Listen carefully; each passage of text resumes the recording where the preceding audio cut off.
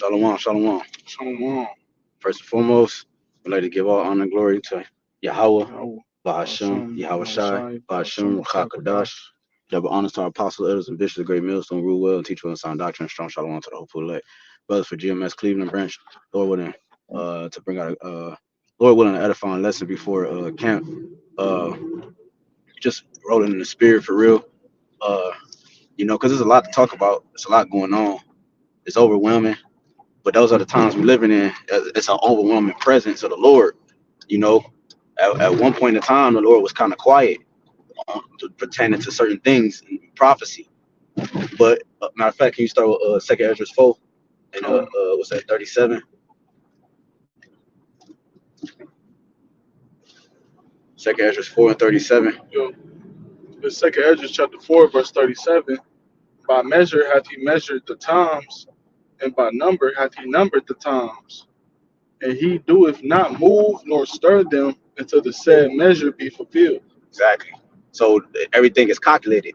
Uh, The Lord has everything calculated down to our hairs. You know what I'm saying? So even that, so how much more would need to take place on a bigger or larger scale of things? So the Lord don't move and stir things up until the said measure be fulfilled, meaning until they reach this point, and then boom, it comes in. Then that goes out, boom, and the next thing come in. You know, and it's all connected. You know, Esau's downfall is connected to our disobedience. You know what I'm saying? If that makes sense. Our disobedience allowed the man of sin to be manifested, like it says in the First Thessalonians, right? So everything's connected. So a lot of things going on in the world, like these uproars and all that, that's connected to the prophets being coming on the scene. The prophets, because the prophets came on the scene, it allowed that part and the other parts of prophecy to take place, which is ushering in the kingdom of heaven. You know, so you got a lot of uproars of the people around the world.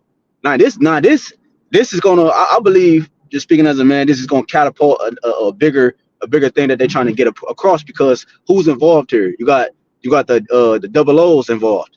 You know, you got the double O's involved, and you got the other, the other group involved. Which this is a big deal, because this is the group, if I'm not mistaken, that they tried to make it seem as if they were the ones that caused what with the shit that happened in New York, in 2001, the towers. So this conflict is gonna, Esau is a one-trick pony. You know what I'm saying? He's a one-trick pony. So how much more a bigger? It got to be some type of event that's going to take place here soon that he's going to use to well, he's using it now. That's the spirit, right? Because with the what is it, with the whole deal with the protests on campus, they're using that to yeah, I know what you're talking about with the Hamas. yeah, the Hamas Salakia for They, that article. yeah, because they using that to criminalize those who are speaking against, you know what I'm saying, them. Right. You know what I'm saying? Which, like somebody posted, well, where's the anti whatever for the blacks? You know what I'm saying? Because this has been allowed all the way up until this day. Exactly. So why are you going out your way to protect them? So this is the big controversy, which is going to stir up a lot of other things, which is causing a lot of people to talk about, the banning of the scriptures and so forth and so forth. But you got it, though. Salakia. No, you good.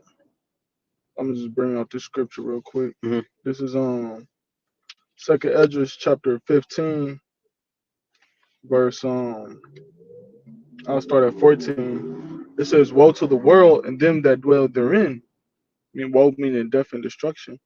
For the sword and their destruction draweth nigh, and one people shall stand up and fight against another, and swords in their hand. Which that's going to be, the pinnacle of the effects of everything that's happening now. Everything that's happening now is leading up to this point in time, okay, which will be considered Jacob's trouble, all right, which is the sedition, the uproars, which is happening now already, okay, which is like the brother we opened up with the everything that the Lord already calculated is gonna be played out. Right. Ain't nothing gonna happen that hasn't already been ordained. So, you know, us being on that same timing, we measure in the times as well, according to what the Lord already had calculated. Yep. You know, so now we know what to do when these things arise, and we can calculate what Esau is doing based off of, you know, these scriptures, man, based off of these prophecies. Yep. It allows us to see the things for what they are, the truth, the lies. You know what I'm saying? Because that's something that's gonna cause sedition. You Yep. know, you taking away certain people's freedom, you know, or constitutional rights to speak, in which people do that through social media. Yep. So once you start taking away people's TikToks, Instagrams, Twitters, and Facebooks, then it's going to cause the people's mind to alter. People's minds are going to alter because that's something that they're used. That's a part of their everyday life. Man. Yeah, they're gonna start glitching. They're gonna start glitching. Malfunctioning. Yeah, because they're in the matrix.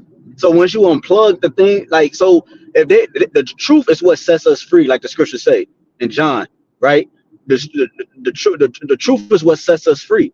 So if they don't got the truth to let them free, to set them free, but you pulling plugs, they're in the matrix, and you pulling plugs that keeps them in the matrix. Like, it's like a quick, no, that what happened, that people can't handle quick what's change like quick. Yeah. So they're gonna start malfunctioning because they don't know where else to go for their comfort. That's why they're bugging out, making videos. What the fuck am I gonna do? And this and that, and you know, gas prices. They just going crazy off gas prices. How much more when a nigga trying to, you know, now you got the squatters. You know, you got that's the thing now. You know, different stuff like that. So, but the truth is what actually comforts us and keeps us and during these troubling times, man.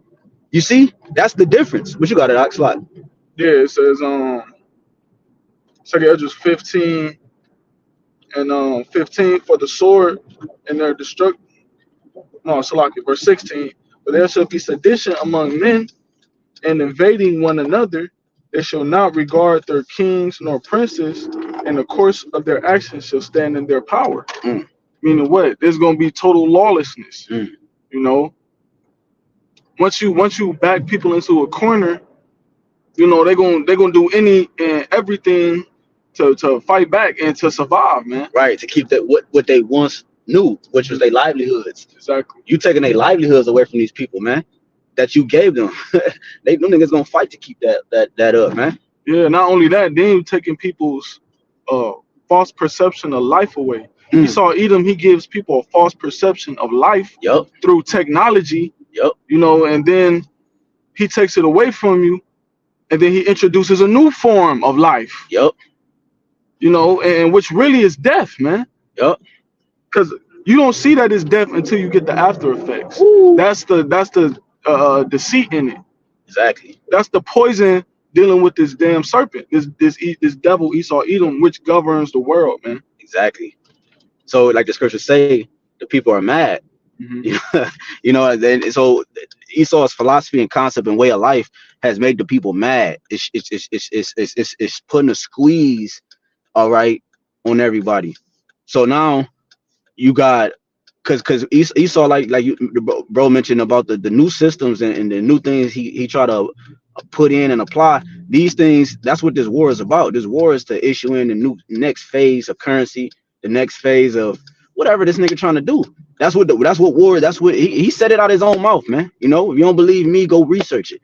You know, wars is how you come on, man. God damn, man. That nigga all the way back there, you letting the nigga run across the street.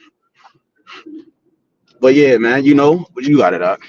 Yeah, it says verse 17, a man shall desire to go into a city and shall not be able. All right, which these are going to lead to, these are the bigger things that is going to lead to, you know, certain things being shut down. Yes, that's big, okay, but at the same time, social media and platforms like that being taken down and stuff like that, or a limitation on freedom of speech and things of that nature, that's going to be minuscule compared to what's going to be happening on these streets, man. You know, so you're going to have people bugging out when little tokens of, okay, the famine of the word start to come through. But then once that shit is gonna escalate to people rioting on the streets. You know, where a man shall not go, and where cities is gonna be cut off. You're gonna have block points or checkpoints, you know, throughout different cities. Yup. Toll booths, you know. Yup. Because they already got the toll booths from state to state. You know what I'm saying? They shrinking it, like you said, like the cities. It's gonna transpire to the cities. You see? Because at first, you know, before they gave the toll booths, they had the so-called toll booths, if you will, from country to country. Exactly. You know, you got to get a passport to go here, and then so forth and so forth. Then they shrunk it down from just state to state. Just in Ohio, we got hella cutoff points where we gotta go before the camera and pay. You know what I'm saying, and have a certain pass to enter into the next city, just within our own state. So then it's going down to within your own city. Like you got different cities, Twinsburg, and then you can't go to Twinsburg unless you got, like, you know, because they don't know who's an heiress. They don't know who's an heiress. You know what I'm saying? And that's the big problem. They don't know who's an heiress. You know. Right, and then with Esau, Edom, when he puts different acts and different laws into play, so he can identify who he deems the heiress, do you have pushback by the people? Oh, here comes the people and their opinions, and that's where you get protests, like the protests on the campus. That's where you get, you know, marches and revolts and shit like that, pushback from the people, which Esau Edom is trying to eliminate that altogether, man. Oh my God! All right, so how can he eliminate people pushing back? It's just through martial law, shutting down all of that shit, shutting down cities, shutting down imports throughout cities, you know, shutting down food and bread. Food and circus, right? Bread and circus, all of that. Exactly. And it's putting total strain on the people through draconian laws, you know, through dictatorship, and so forth and so on, man. It says, verse 18, for because of their pride, the city shall be troubled, the houses shall be destroyed, and men shall be afraid. And that's why the Lord is doing all of this. All right, because of the pride of his people, first and foremost, okay, and the pride of the wicked that rule over the earth. Everything has to be back in alignment with righteousness. And the only way for the Lord to do that is to break up what Esau Edom has built, which is America. Yeah. Oh, so Lord Williams, the edifying live, you know, pre-camp lesson. Lord was exhorting, giving all glory, honor, praises to Yahawah, BAHASHAM, BAHASHAM, HAQADASH. Shalom, shalom. On to the next one. Shalom.